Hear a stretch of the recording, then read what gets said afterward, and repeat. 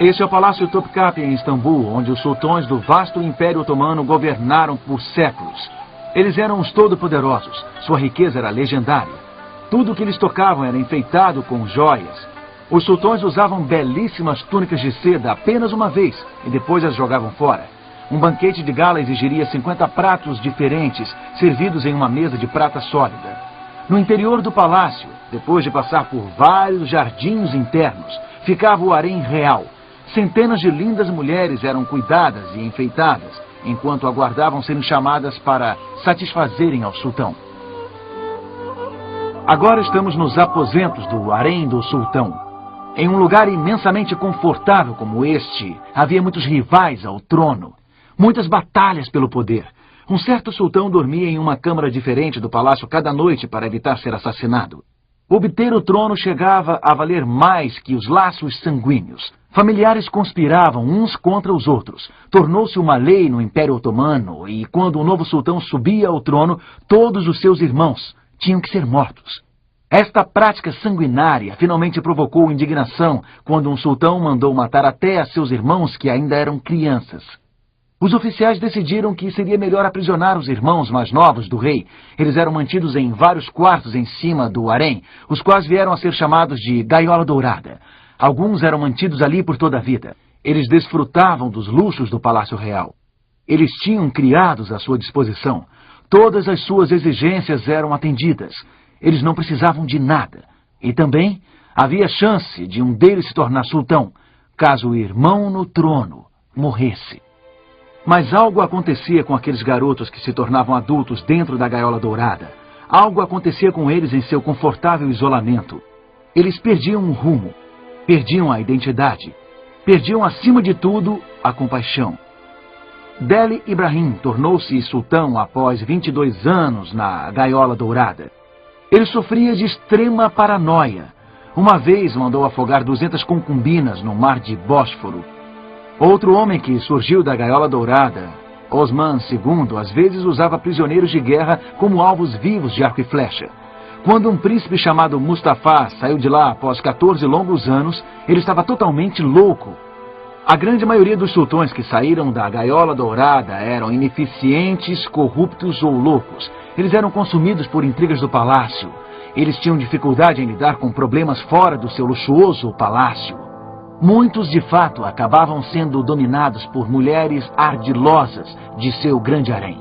E o Império Otomano, o império que se propagou por todo o Mediterrâneo, o império que um dia representou uma ameaça à própria Europa, começou a murchar. Ele começou a declinar, até que finalmente veio a desaparecer. Isto é o que acontece conosco quando ficamos autossuficientes demais, quando não somos nem quentes nem frios. Aquilo que mais valorizamos acaba escapando pelos dedos. A fé e os valores que deram a nossas vidas rumo podem começar a desaparecer. Existe perigo na gaiola dourada. Existe perigo em chegar a pensar que não precisamos de nada. Podemos acabar pobres, cegos e nus, porque nossa vida espiritual se enfraqueceu. E nem percebemos.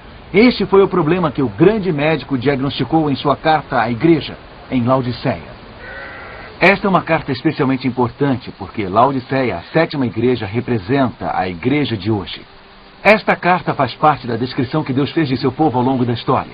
A palavra Laodiceia significa um povo julgado. Esta igreja é a igreja que existirá antes da vinda de Jesus. É a igreja que existirá no tempo do julgamento. Infelizmente, os laodiceanos são mornos ou autossuficientes, indiferentes.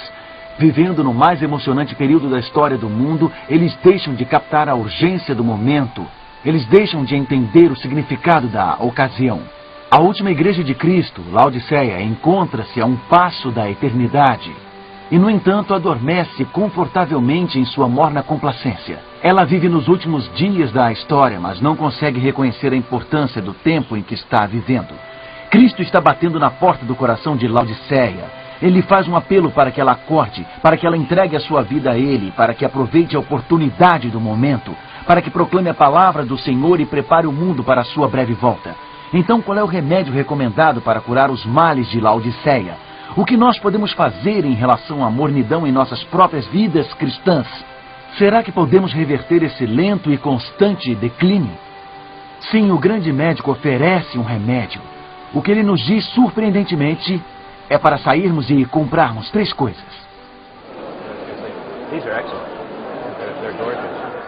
Ir às compras não é a primeira coisa que vem à mente quando pensamos em remédios espirituais. Ainda que seja comum irmos ao shopping para curar a tristeza. Mas o grande médico tem em mente um tipo de compra muito especial. Uma ida às compras especialmente planejada para aqueles que pensam que não precisam de nada. Este trigo dourado está quase pronto para a colheita, aqui nos campos de Laodiceia. Isto me lembra do julgamento final e da colheita a ser feita por Cristo. Faz-me lembrar também de uma prescrição que o próprio Jesus Cristo deu no capítulo 3 do livro do Apocalipse, no verso 18.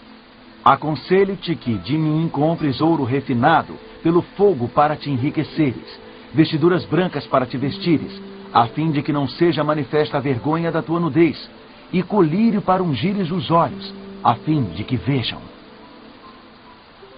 Esta é a prescrição para aqueles que são pobres, cegos e nus e não sabem. Esta prescrição é para os mornos. Ela nos mostra uma saída para a letargia espiritual. Ela nos mostra como almas adormecidas podem ser reavivadas. Portanto, esses itens que Jesus pede que compremos devem ser, de fato, remédios poderosos. Eles devem ser potentes. Vejamos exatamente o que o grande médico quis dizer com esse ouro, essas vestiduras brancas e esse colírio. Jesus diz em primeiro lugar, compres de mim ouro refinado pelo fogo. O que isso significa? Bom, encontramos uma frase muito parecida em outra parte do Novo Testamento. Veja em 1 Pedro capítulo 1 e versículo 7. O apóstolo ora pelos crentes, para que uma vez confirmado o valor da vossa fé, muito mais preciosa do que o ouro perecível, mesmo apurado por fogo, redundem em louvor, glória e honra na revelação de Jesus Cristo. Pedro compara a fé sendo provada ao ouro sendo refinado no fogo. E ele acrescenta que a fé é muito mais valiosa do que o ouro porque ela não perece. Pedro está dizendo que a fé é uma qualidade inestimável que merece ser desenvolvida. Ela deve ser refinada. E é isso que Jesus está conclamando os autossuficientes comprarem. Invista na fé. Invista na confiança. Quando nos sentimos muito confortáveis e só pensamos em nós mesmos, quando vivemos cercados por confortos materiais, é fácil começar a pensar na fé como algo muito intangível. Ao termos muitas coisas tangíveis, coisas que consideramos como prosperidade e bênçãos materiais, podemos achar que não precisamos tanto assim de fé. Deixamos de transpor as coisas humanas em busca do divino, de transpor as fronteiras da segurança, de nos arriscar. Deixamos de orar, de estudar a Bíblia, de lutar por Deus, de aprofundar nossos valores espirituais. Mas Jesus está dizendo, acorde, você está desesperadamente pobre, sem fé. Ela não é etérea. A fé é tão sólida quanto o ouro. É tão tangível quanto os tesouros que as pessoas disputam no grande bazar de Istambul. Ela é mais valiosa do que qualquer tesouro de ouro que possamos comprar e colocar em nossas casas. Podemos passar a vida toda em busca de vários tipos de bugigangas brilhantes, mas as coisas mais importantes da vida escorregarão por nossos dedos, a menos que a gente invista na fé, em estabelecer uma firme conexão com Deus. Essa joia é muito linda. Como sair da letargia espiritual?